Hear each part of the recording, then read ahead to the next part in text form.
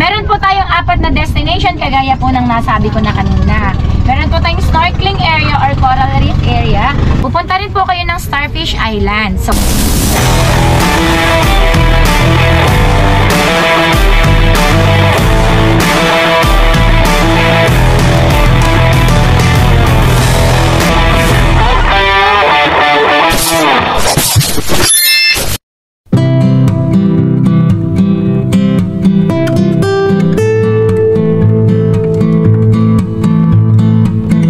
Isang mapagpalang umaga sa inyo lahat mga katoto.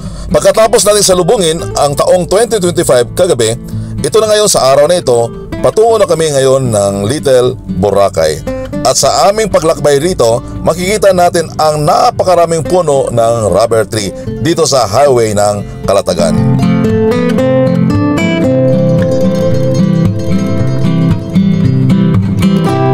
Ang mga rubber tree na ito ay matatagpuan natin dito sa Barangay Golod, Calatagan, Batangas, at isa ito sa ipinagmamalaki ng mga taga-Calatagan.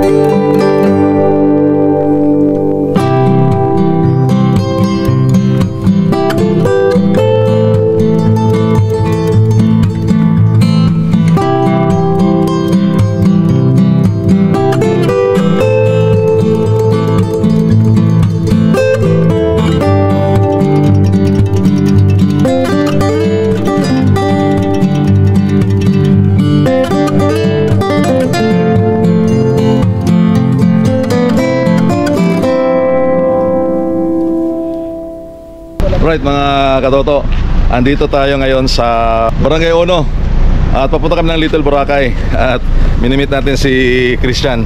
Ayan, si Christian. Dinadalahan tayo ng kaldereta. Birthday niya eh. Birthday niya. Birthday! Oo. So ngayon, papunta kami ng Little Boracay. Dito ang daan namin at negotiate muna namin yung kakilala namin. Available ba ang balsama? Meron akong bisita, nandito na kami sa bayan. Pwede kaya? Sige, wait lang. Kunin ko yung contact number mo ate, forward mo kay Shamay at ibibigay ko. Okay. Yung mismong number mo ha. Magkano po kaya? Oo, sige, wait. Tawagan na ulit maya ko, ha? Sige. Thank you po. Alright, so malakas talaga itong ano natin taga rito. Mayroong contact. Mayor Christian. So pupunta kami doon sa lugar at we'll try to check doon sa contact ni Christian. Right, so Chan, maraming salamat. Apo sir. Ito sir yung panganay ko, yun ang bunso ko. So ito yung panganay mo na? Opo sir. Laki mo na pala. Tapos yung bunso mo na yun? Bunso. Ito sir anak ng kapatid ko, yung babae. Oh, so ito si Cardo. Ah hindi. Si Celso. Osle. Oh, si Osle. Yan. So pupunta ka tayo yun?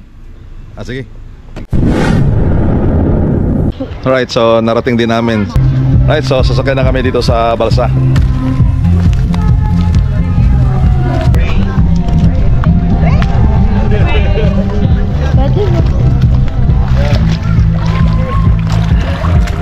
Dami din ta. parang ang bongga dito.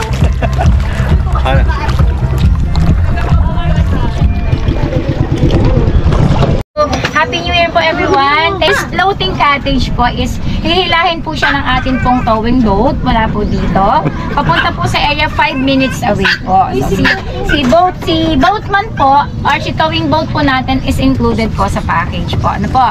Mamaya din po si towing boat din po. If ever po meron po kayong need na magpunta po sa CR, ay siya rin po yun pong tatapikin nyo. Sa bangka na po kayo sasakay mamaya kapag pupunta po kayo sa CR para mas madala po kayo dito ng mas mabilis sa atin po CR. Ayan po. So habang hinihila po ni towing boat si floating cottage, pakiiwasan muna po na ilawit po yung ating paa sa mga side. Meron po tayong 4 na destination. Meron po tayong snorkeling area or coral reef area kung saan po mag-e-enjoy po kayo ng pagpapakain sa atin po mga isda. Ano po, pagpunta po nyo sa area, maghagis lang po kayo ng kaunting tinapay, nandyan na po yung mga isda po natin sa side ni floating cottage. Punta rin po kayo ng Starfish Island. So anyway po dyan, marami naman po tayong mga starfish. May sandbar, ay abutan po nila yung sandbar, lifeguard. Meron pa ang Apo, so yung si sandbar po dyan, actually kapag ka po talagang low tide na po, 15 times ng court si sandbar dyan na maiikot po ninyo, pero ngayon po parang medyo maliit na ng konti kasi pa high tide na po, pero aabutan pa naman daw po ninyo. And then po yung Little Boracay po, kapag ka po siya ay low tide, hindi po siya napupuntahan kasi yung daan po isasadsad po si floating cottage, pero let me si mamaya po kung possible po na makapunta po kayo doon. Anyway po, mamaya pag nakarating po kayo doon sa area, napaka-clear po ng water dyan, ano po, napaka-fine po ng sands at mag-e-enjoy po talaga kayo. Meron po kayong tanong po. Kung wala na po tayong tanong, pwede po ba tayo mag-pray muna bago po kayo? Sige po. Sige po, tayo po ay mag-pray muna. Pagkatapos ng mga instruction at panalangin ni Leia, ito na, paalis na kami papunta sa area ng mga sinasabi niya. Alright, let's go.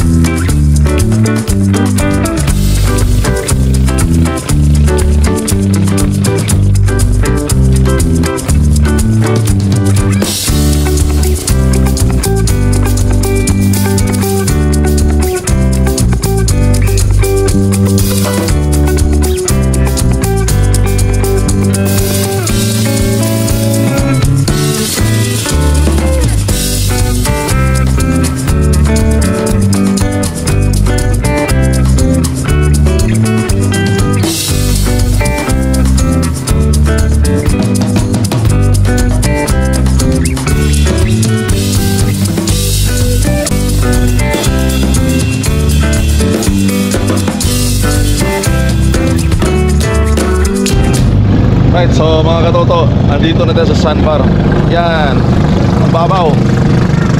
Woo! Ang linaw ng tubig. So standby kami ngayon dito. Bumaba kami dito sa maputing buhangin. Ito yung sandbar.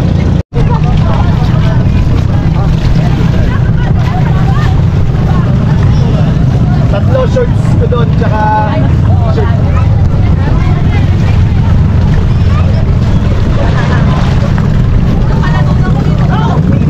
Ay, ito yung susi.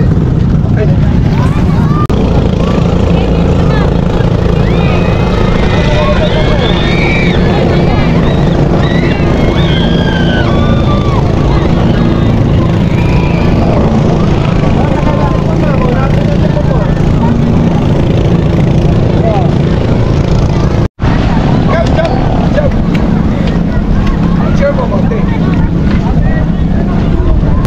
Ano yan? Starfish! Bawal mo siya iangat ng matagal. Kasi may mga toxins daw. Oh. Hindi, baka mamatay. Abo. Eh, balik ka agad sa dagat. Simba. You want? Sammy daw. Pinky. Hindi. Si Pachi. Oh. Alright. So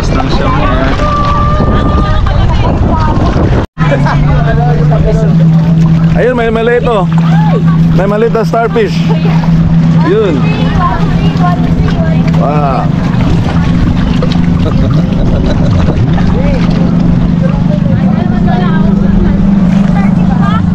Right, mga katoto, yung lifeguard namin dito ay, ano nga pangalan mo ulit? Si Alfonso Macalalan po. Yan, si Alfonso. Pakitanggal mo yan, no? Para makita. Yan.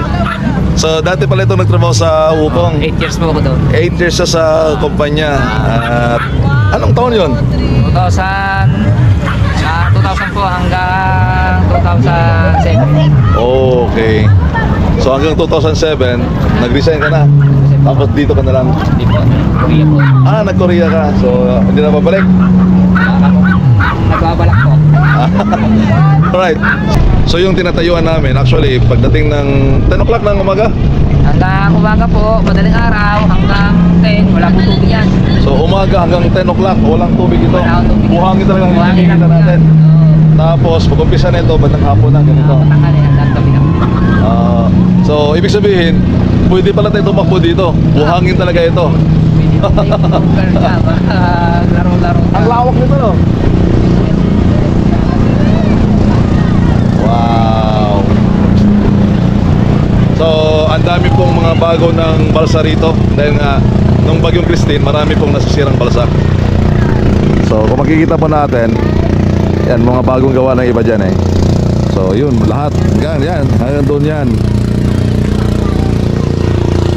Wow. Alright, so next destination natin ay sa snorkeling area.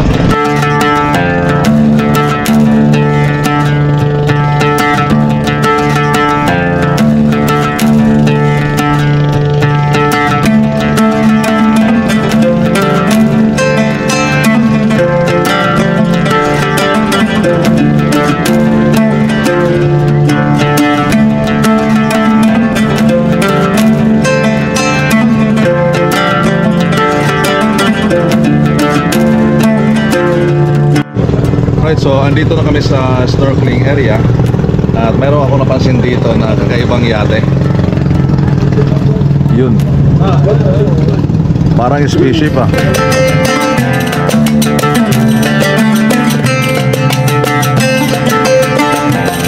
Sinubukan ko rin maghagis ng mga tinapay, ngunit wala pong isang isda na kumain dito.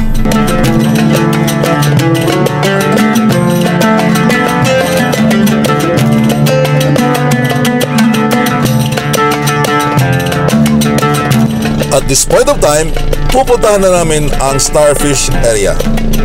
Oh, naulan.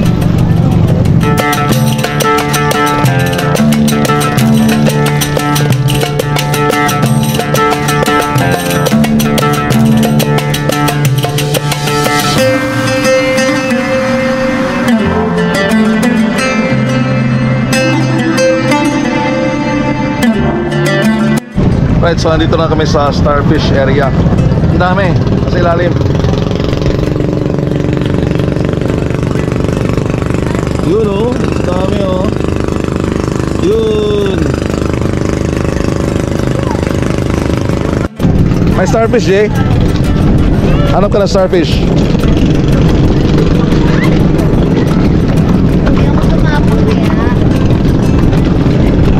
Yun oh, yun. Yun o, yun, starfish yan o, starfish yan o. Yan, kitang-kita ko, dalawa. Kunin mo yung dalawa na yan. Yan, dalawa. Yan. Ayun na. Kumakain pa siya, kumakain pa. Ha? Meron pa isa doon, meron pa isa. Meron pa isa dyan. Ay, Jay, tingin, Jay.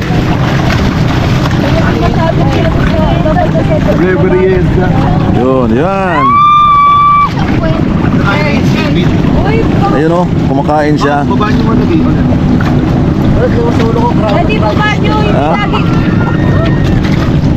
So, starfish area talaga. Ang dami. Kitang-kita lang siya eh. Sa ilalim ng tubig kasi malinaw yung tubig natin dito eh. Kaya tanaw natin sa ilalim. Ayan o, mayroon pa isa o. Wow. So, last destination natin sa Little Boracay.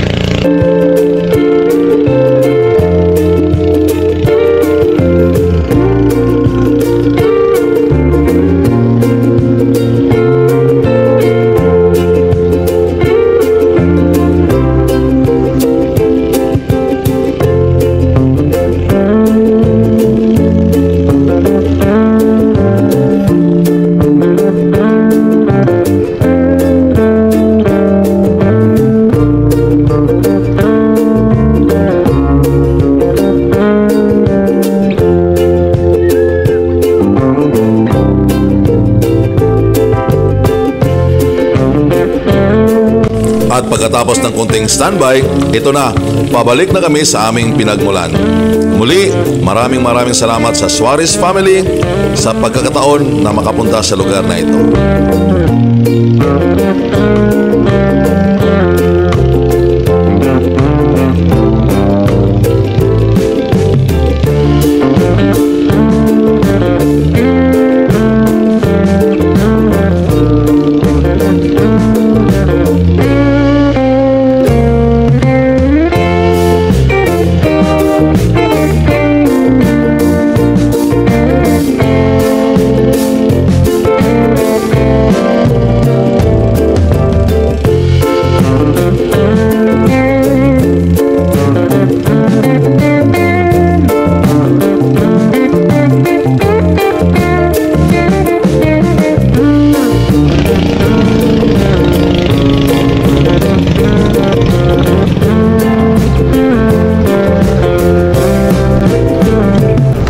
So this is natapos din ang pag-ikot natin dito.